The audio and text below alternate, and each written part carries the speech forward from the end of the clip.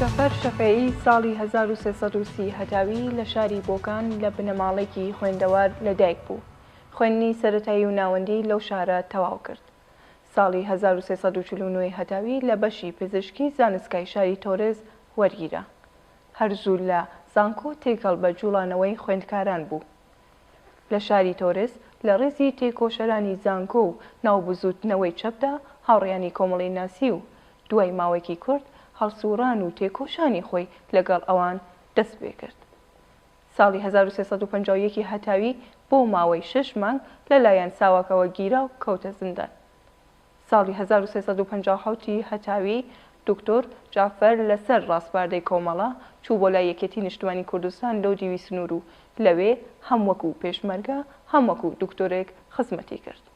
دکتۆر جافەر کاتێک لەو سەفەرە گەڕایەوە گەلێک ئازمون و دەستکەوتی پڕبایخی لە شێوەیەکی تری شۆڕش و تێکۆشان لەگەڵ خۆی بە دیاری هێنایەوە. هاتنەوەی دکتۆر جافەر هاوکات بوو لەگەڵ بەدیهاتنی ئاوات و ئارەزوەکانی ئەو سەدان و هەزاران شۆڕشگەری دیکە.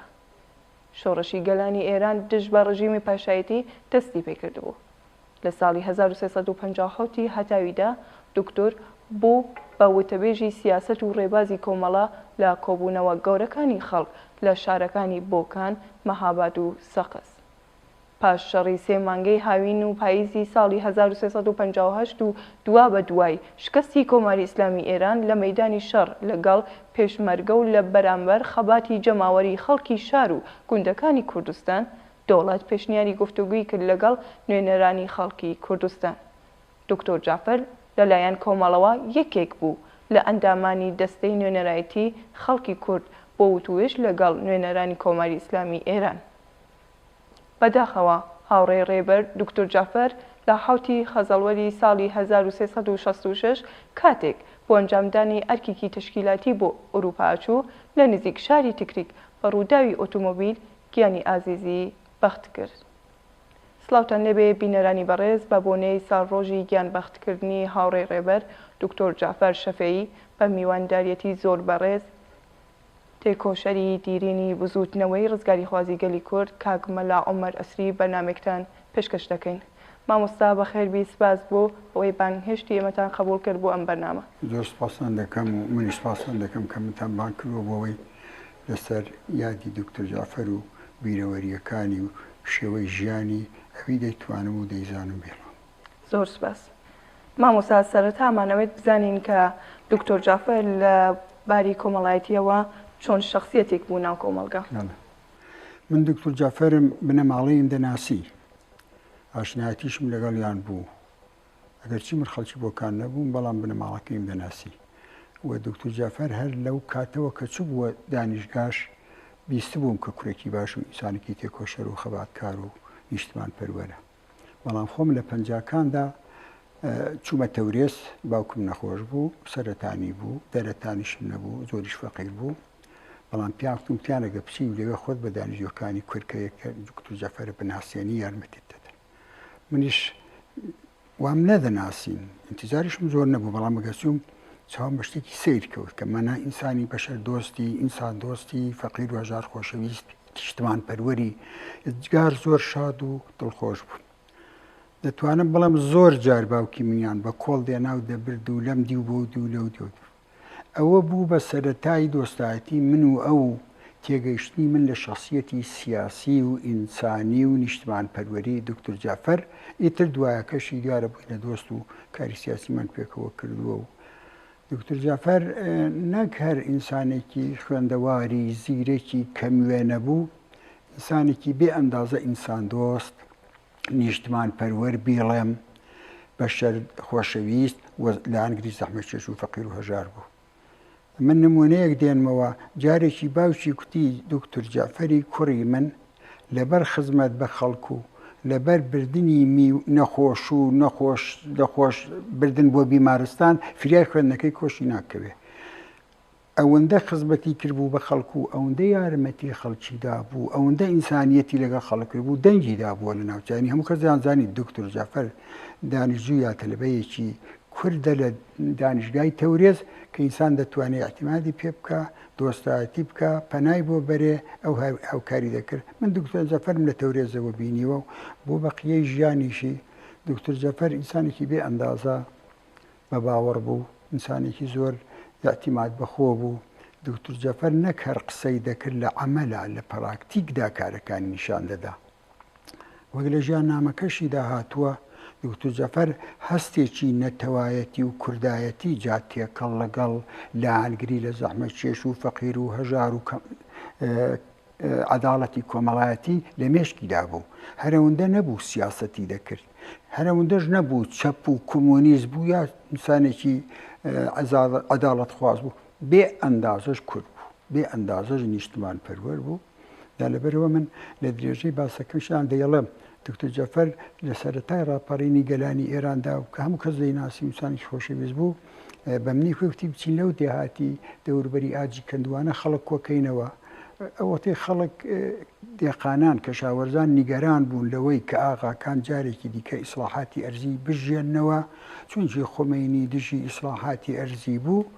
لەبەرەوە ئێمە دیفاع لە دێقانان بکەین، چون وەڵا ڕەنگە خەڵکی چەند دێمان کۆ کردەوە، دکتۆر جەفەر قسەی بۆ کردن، مەقسەم بۆ کردن، خەڵک هیوایەکیان پەیدا کرد، ئومێدێکیان پەیدا کرد کە ئینسانێکی خوێندەواری عاقڵی زیرەکی وریای بە تەجرەبەش حازرە دیفاعیان لێ بکە.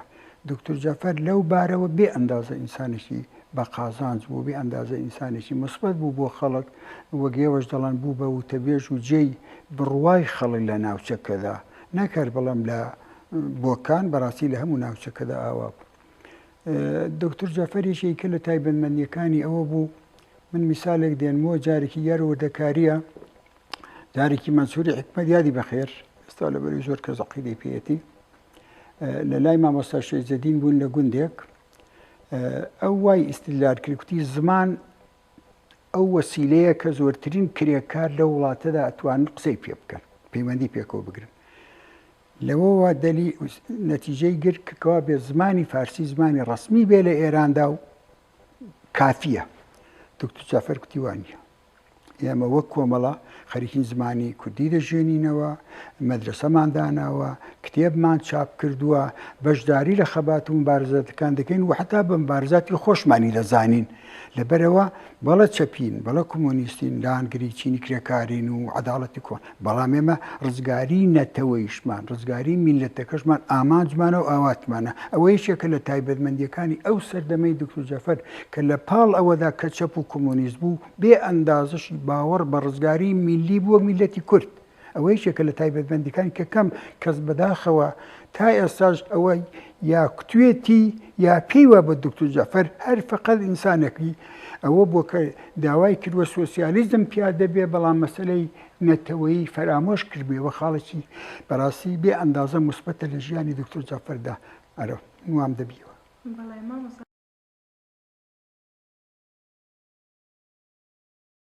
بەڵێ دکتۆر جەفەر یەک دوو شتی بوو کە خەڵکی کەڕنگ بێ نەیبوو بێ یا کەمی بوو بێ. یەکێکیانەوە بوو بێ ئەندازەی بڕوا بە فەقیر و هەژار و ڕزگاری ئەو چینە بوو و لە قسەشدا کە دەیکرد لە عەمەلیشدا دەیکرد.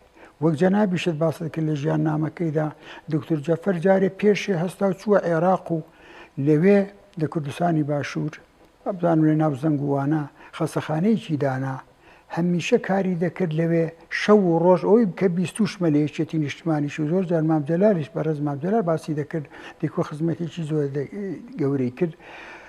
خەڵکی دەوروبەر کەم بوون، خەڵکی ڕەعیت و فەقیر و هەژار کەم بوون، بەڵام پێشمەرگەی بریندار و نەخۆش و شەو و ڕۆژ خزمەتی دەکردن. ئەوە یەکێ بوو لە تایبەتمەندەکانی. یەکی دیشان ئەوە بوو دکتۆر جەفەر کە هاتەوە بۆ ئەودی و ئەوەتیش وەزع زۆرێ ئاڵۆز بوو، بیمارستان نەبوو، دوکتور نەبوو، دەرمان نەبوو، نەخۆش نەبوو، فەورەن بیمارستانێکی چکۆلەی کردەوە لێ بۆکان. یەک دوو کەسیش لەو کسانەی کە دوای بوون بە کۆمەڵە لەگەڵی بوو، شەو و ڕۆژ خزمەتی دەکرد بۆەوەی خەڵکی فەقیر و هەژار بە تایبەتی یارمەتیان بدا، چاکیان بکاتەوە، معالەجیان بکە، یا ڕێنوێنیان بکە. ئەوە یەکێ لە تایبەتمەندیان بێ ئەندازە ئینسانێکی مباریز و هەڵسوراو بوو. یەکێکی بوو لەو کەسانە ڕاستە خەڵک تیئۆری و نەزەریە و نووسین و لێکدانەوە و تەحلیل دکتۆر جەعفەر لەو بارانەشدا ئینسانێکی لێهاتوو بوو، نووسەر بوو، ئەهلی متالعە بوو، ئەهلی تاقیق بوو، بێ ئەندازە ئینسانێکی زیرەک و وردبین بوو. بەڵام لە پاڵ ئەوەشدا عملی کردەوەشی لەگەڵ دەخست ئەوەی تایبەتمەندی و بوو کە خەڵکی کەوەی زۆر کەم و هەر بە قسە بەڵام بە عملنا و بە عملی نیشاندا بوو کە ئینسانێکی تێکۆشەر و خەباتکارە. بەڵێ ئێوە ئاگاداری ئەوە بوون ئەو کاتە کە بۆ یارمەتی شۆڕشی خەڵکی کوردستان ڕوویان کردە باشووری کوردستان ئەو سەفەرەی دوکتۆر چه دەستکەوتێکی بوو؟ بەڵێ من باشم وە بیر دێ کە دکتۆر جەعفەر و مامۆستا ئیبراهیم یا بڵێن کاساعید دەچوون بۆ کوردستانی باشوور. من لە ماڵێ ڕفێقێکم کە کاسەلاحی متەدیە بینی من و دەزانم قسەکانیان بەحسەکانیان و ئەو یارمەتیەی کە پێیان بوو ئێستا مەسەلەی ماڵی و پوڵی بڵام باسی نەکەم، بەڵام ئەو وەختی یارمەتیەکی زۆری ماڵی بوو، پارە بوو، یەشێتی نیشتمانی پارەی نەبوو، لە قەندیل بوو، ئەواعیلیان بوو، زۆر دەستتەنگ بوون. من وابزانم وانەتی بە 150,000 تمەنیانە وەختی پێبوو. هەستان چوون بۆ ئەوێ کە عەبدوڵای مۆحتەدی بردنی ئەوەی من ئاگام لێوێ، بردنی لە سەردەشت تەحویلی کاک محەممەدی مەلاعەلیدان کە یادی بەخێر دۆستی کۆمەڵە بوو، پیاوێکی باش و تێکۆشەر و ئەوە بوو. دوایە لە ئالان دکتۆر جەعفەر گیرا بەداخەوە حکوومەت پێی زانی و ژاندەرمە گرتیان، ئەم کاک محەممەدیە چوو لەگەڵ ڕئیسی پاسگا ڕێککەوت و پێی کوت و کتیەوە برایەکی لە دوولکان معەلیمە و نێوی خالیدە و هاتووە بچێ خولاسە ئازادی کرد و ئەوانە هەستان چوونە ئەوتی و چوونی ئەوان بۆ ناو شۆڕشی باشوور دەنگی داوە، بێ ئەندازەی تەئسیر بوو. حتا دەتوانم بڵێم هەستی نەتەوایەتی کوردایەتی لە لای ئێمە خستە خۆناغێکی دیکەوە، هەم بچی خەباتی چەکداری بکەی و هەم بچی تەجربە و ئەزمون لەوێ وەرگری و هەمیش ئەو وەختی یەکێتی نیشتمانی کوردستان بەشی زۆریان لە کۆمەڵی ڕەنزەران بوون، چەپ بوون، پێشکەوتن خواز بوون، عەداڵەت خواز بوون، دیفاعیان لە مافی زەحمەتکێشان دەکرد. گەڕانەوەی ئەوان بۆ ئێمە بۆ ئەودی و تەجربەیەکی زۆر بوو لەباری فکریشەوە و لەباری نیزامیشەوە و لەباری عەمەلیشەوە. من پێم وایە دەستکەوتێکی زۆر بوو. پێشم وایە کۆمەڵە ئێستا ئەگەر نەبێتە موجامەلە، من پێم وایە کۆمەڵە نوێخوازیەکەی، پێشکەوتن خوازیەکەی، عەداڵەت خوازیەکەی، ئەم فکرە نوێیەی کە هێنانی ژن بۆ ناو شۆڕش، بەشداریان لە شۆڕش و خەبات و مەبارەزاتی سیاسی و نیزامی و کۆمەڵایەتیدا بە بڕوای من بەشێکی وەرگیرا لە شۆڕشی باشوور کە دکتۆر جەعفەر و مامۆستا ئیبراهیم هێنانەوە.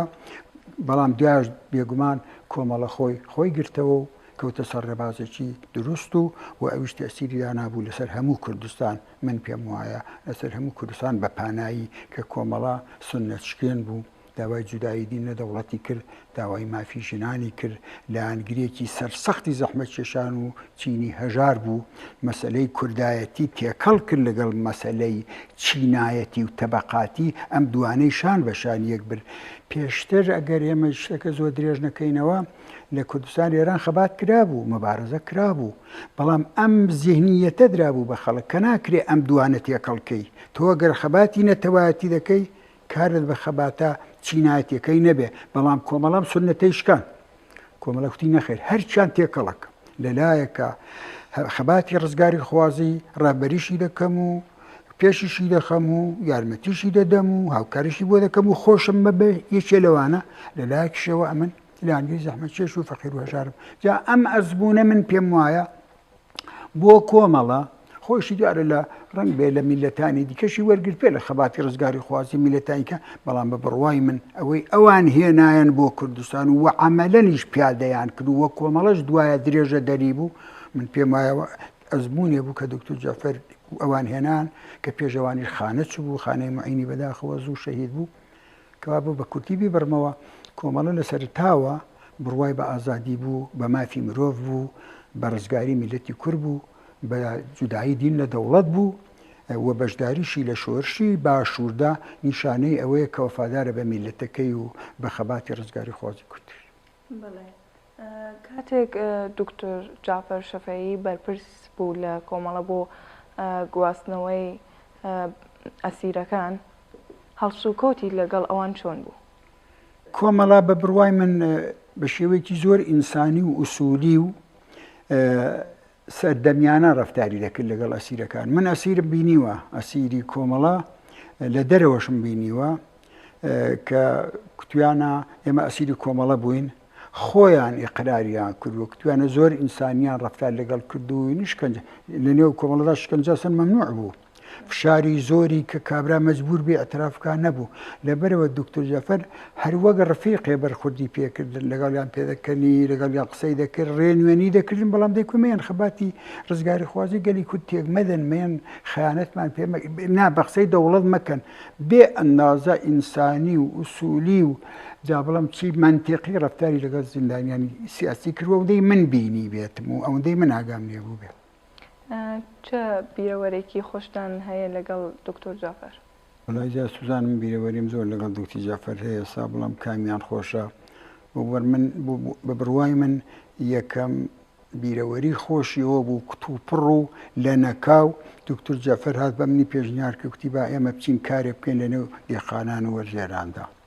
ئەو وەختی ئەو فکرەی ماۆش کە ئینقلابی دێخانی بێ یا ئینقلابی تەبەقاتی بە معنای مدێڕنی نا، بەڵام چینی چەوساوی ئەو سەردەمەی کوردستان ڕعیەت بوون، سیستمی ئاغاڕعەتی سیستمی زاڵمانە بوو. دکتۆر جەفەر ئیقدامی کرد کوتی با بچین، ئەمە پێمانە بوو بۆمان نەکرێ، هەستان چوین پێما خەڵکی 20 و چەند دێمان خەر کردەوە کە تەمەشامە خەڵک بەدەنگمانەوە هاتن. یا دکتۆر جەفەریان دەناسی و منیش وەک کەسەی لە منطقەی بوو دەناسی، بەڵام دکتۆر جەفەر زۆر خۆشەویست بوو، زۆری دەنگدا بووە. من نادەتوانە بەڵام کەم دێبووە لەو منتیقەدا کە نەخۆشی نەبر بێتە لای دکتۆر جەفەر یا خزمێکی نەچ بێ لەبەر دەیانناسی. ئەگەر چوون خەڵک زۆر ئەجایبی استقبالیان لێکردین، خەڵکێکی زۆرمان کۆ کردەوە. ئەوەجا چوینە جێیەکی پڕە چکۆلەتر بوو نەمان وێرە، دوا چوینە باغێک و سوخەڕانی بۆ خەڵک کرد و خەڵکێکی ئێجگار زۆر هاتن و ئەوە یەکێکە لەوانەی کە من پێم وایە بێ ئەندازە کارێکی ئوسولی بوو، کارێکی بەجێ بوو و دەنگیشی داوە بۆ تەسیریشی زۆر بوو. ئەوە یەکیان ئەو ڕۆژەی کە ئێمە شاری بۆکانمان بەجێهێشت و هاتینە دەرێ زۆر ناومێد بووین، جاهێڵەکان هەمووی کەم تەجربە بوون، کەمیان ئەوە شتانە دینی و بینی بوو، چمان لێ دێت چەندە لە دەرە دەمێنینەوە، خەباتی چەکداری دەست پێکەیان ناکات، ئاوارەی زۆرە بێنە بێ. یادی بەخێر دکتۆر جەفەر هاکوی قسان بووەکەم. دکتۆر جەفەر باسی کردن کوتی کوڕینە ڕەنگ بێ ئێمە بمێنینەوە لە دەرێ و ڕەنگ بێ زۆری پێ بچێت و نازانم، بەڵام با من پێتان بڵم ئێمە دەبێ خۆمان قایم بکەین، خۆمان ئامادە بکەین بۆ مبارزاتی زۆرتر و زیاتر و کارەکەمان ئەجگار زۆرە ڕزگاری کوردە و ڕزگاری چینی زەحمەت کێشەوانە. لەو بەینەدا من سوالێکم گوتم پێم خۆشە بزانین ئێمە چین، چونکی جەمعیەتەکان زۆر تێکەڵ بوون، ڕزمەندەگان بوو، پەیکار بوو، نازانم دووسەیەکی کەی چکۆلە بوون. من بزانم جەماعەتیانەوە تەفتیشی عەقایدە، کوتم با بە تەفتیشی عەقایدە پێم خۆشە بزانین ئێمە چۆن بیرەکەینەوە.